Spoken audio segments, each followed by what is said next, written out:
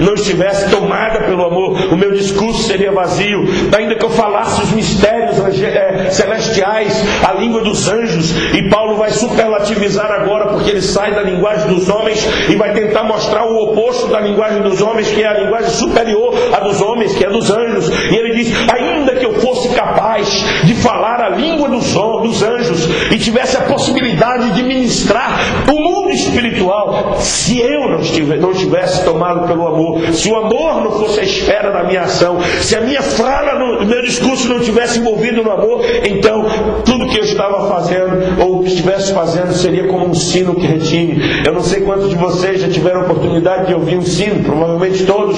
Quando você ouve o batido de um sino, aquela coisa encantadora começa forte, mas vai logo com o tempo, não demora muito, vai se perdendo, vai se esvaindo, vai perdendo a força, e aquele som que inicialmente parecia estrondar vai perdendo a sua força e desaparece. Paulo disse que quanto mais eu fale, quanto mais eu discurse e o amor não faça parte dessa estrutura, então eu estarei envolvido numa dimensão de coisas vazias, sem sentido e sem graça. Então o ministério pastoral não pode estar calcado em hipótese alguma, e pastor Daniel sabe muito bem disso, no discurso que vem do altar.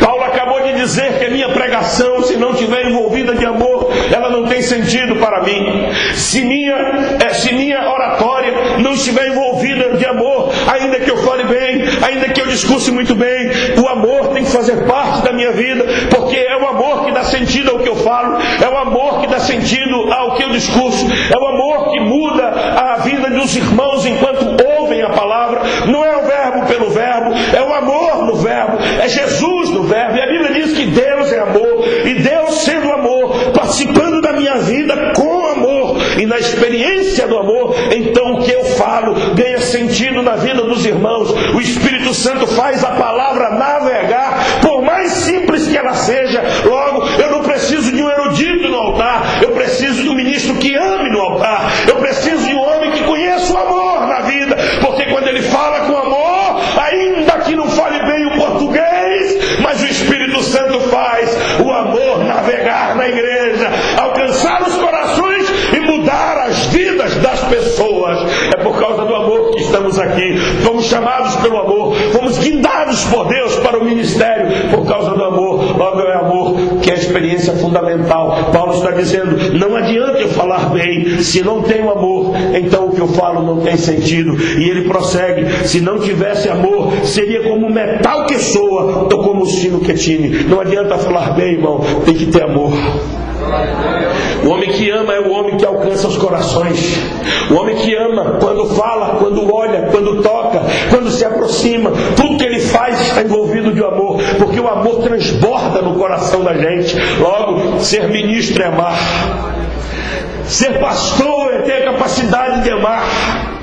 E Paulo está nos levando para uma dimensão mais profunda. Ele acabou de anular um dom, dizendo: se esse dom existe e o amor não existe, então esse dom é vazio, esse dom não tem sentido, porque o dom sozinho, sem amor, perde o seu sentido, porque tudo na igreja tem que ser com amor. Se você canta, tem que ser com amor. Se você prega, tem que ser com amor. Se você ora, tem que ser com amor. Se você louva, tem que ser com amor. Se você oferta, tem que ser com amor. Se não houver amor, se esvazia, perde o sentido, perde a graça.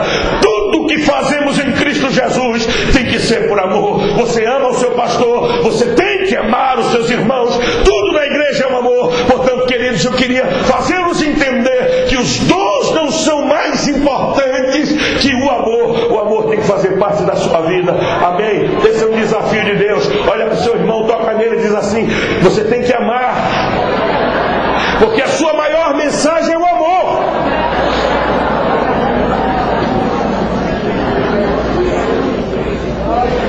A segunda coisa que Paulo quer que a gente entenda, e observem por favor, ele diz: ainda que eu tivesse o dom da profecia. Diga comigo: o dom da profecia. Eu fiquei me perguntando o que seria o dom da profecia. O que é profetizar? Profetizar é ter a capacidade dada pelo Espírito de Deus de antecipar o futuro. Profetizar é mergulhar na dimensão que ainda não é, que ainda não existe. Só existe no coração de Deus.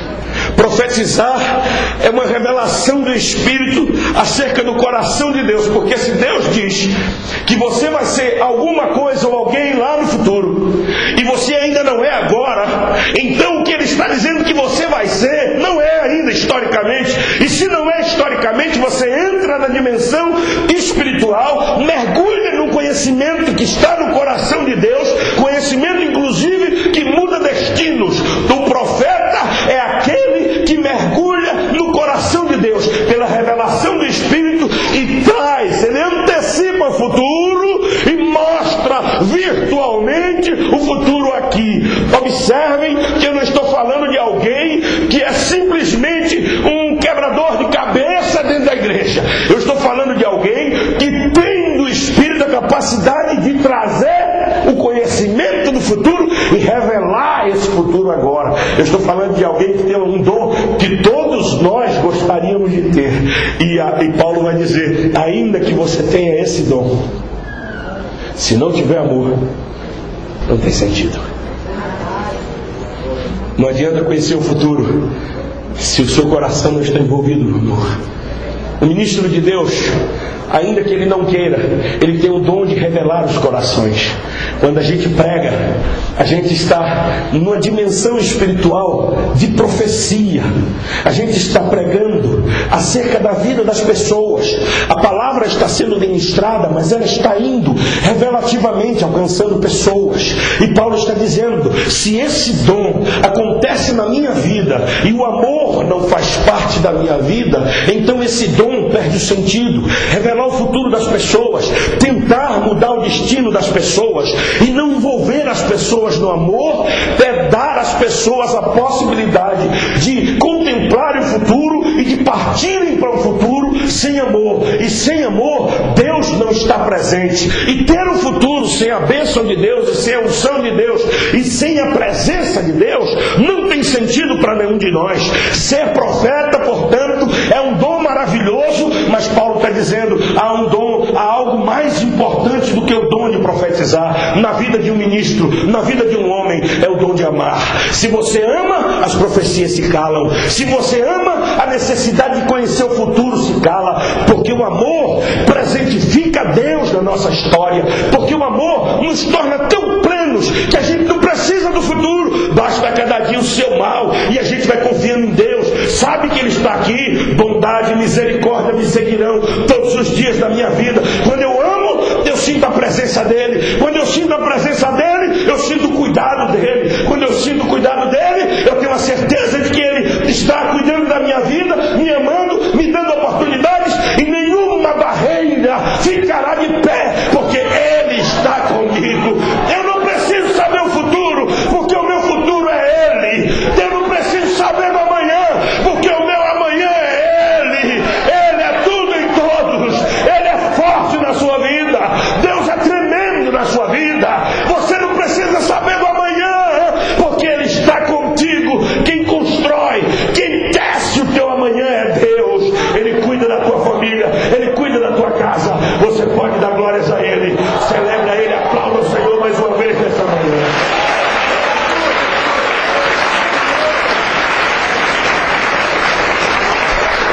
De maneira que profetizar não é tudo, amar é tudo. Diga comigo, amar é tudo. Ainda que eu tivesse o dom da profecia e conhecesse todos os mistérios, porventura é possível conhecermos todos os mistérios? Há mistérios nas estrelas, há mistérios do espaço, há mistério nos mares, há mistério no circuito dos ventos sobre a terra, há mistério na relação do homem com a natureza, há mistérios exteriores como estes que acabo de descrever, mas há mistérios no coração do homem. Seu coração é misterioso demais, amanhece com um desejo e anoitece com outro. Uma hora você tem convicções profundas, daqui a pouco seu coração está dizendo que você nem acredita. Você tem firmeza dentro de si que Deus vai dar vitória, no dia seguinte você está duvidando até de Deus. O coração é enganoso, é um mistério o coração do homem. Uma hora o homem homem se sente grande, daqui a pouquinho está se sentindo nada. Você não pode confiar no seu coração, porque o seu coração pode enganar você. O seu coração pode dizer a você aquilo que você não é, tanto positivamente, levando o homem a uma vida snob, arrogante, presunçosa, como também negativamente, dizendo que você não é nada, não vale nada, e a gente sabe que você tem um valor. Quem deu o seu valor foi Jesus. A morte de Jesus na cruz anunciou que você é importante e que Deus te ama de forma muito especial. Mas se você conhece todos os mistérios e não tem amor, se esvazia, perde sentido. Saber não é tudo, conhecer não é tudo. Então o saber demais não te torna mais importante. O que te torna importante é a capacidade de amar as ovelhas, amar os irmãos, é visitar o irmão na angústia, é sofrer com ele, é chorar com ele, é sorrir com ele, é levantá-lo quando ele cai. Amar é ter a capacidade de Deus para suportar as coisas mais difíceis desta vida, e Deus prepara o ministro para coisas que vocês não estão preparados. Então eu entendo que 18 anos no ministério são 18 anos de durezas profundas. Eu entendo que 18 anos no ministério foram regados com lágrimas, com desejo de desistência. É verdade ou não é, pastor? Dizendo não dá mais, Deus eu não suporto. É levante dentro da igreja, é calúnia que se levanta, é o diabo que se manifesta, é tanta situação que o homem de Deus se sente pequeno, apertado. Mas aí, quando ele está querendo jogar tudo para o alto, ele diz: a tua graça me basta, Senhor. Porque ele ouve a Deus, ele experimenta o amor, e é o amor que mantém o ministro de pé. Não se iluda, não é a fama, não é o dinheiro, não é o número de pessoas na igreja, não é o tipo de estrutura material de um templo, não. O que mantém um pastor de pé em qualquer lugar da face da terra é o amor que ele tem às ovelhas, é o amor que Deus tem por ele, é o amor que ele tem a Deus. Aleluia. Se você crê nisso, aplauda o Senhor mais uma vez.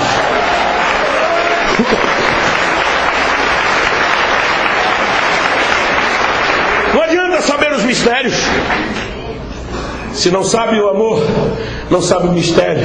Porque o mistério mais profundo da vida é o amor. Se você conhece, você conhece tudo.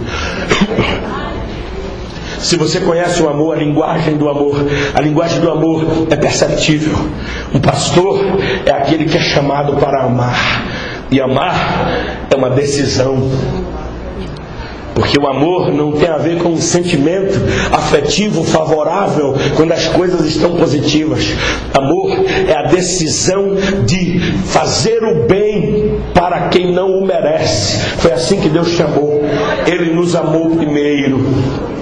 E porque Ele nos amou primeiro, quando eu e você estávamos atolados no nosso pecado, Ele poderia mandar-nos direto para o inferno. No entanto, Ele decidiu, Ele escolheu, Ele fez o julgamento dele e disse: eu quero amar a Robério, eu quero amar a Daniel, eu quero mudar a história deles. Eles não merecem, mas eu vou fazer isso. Amor é uma decisão.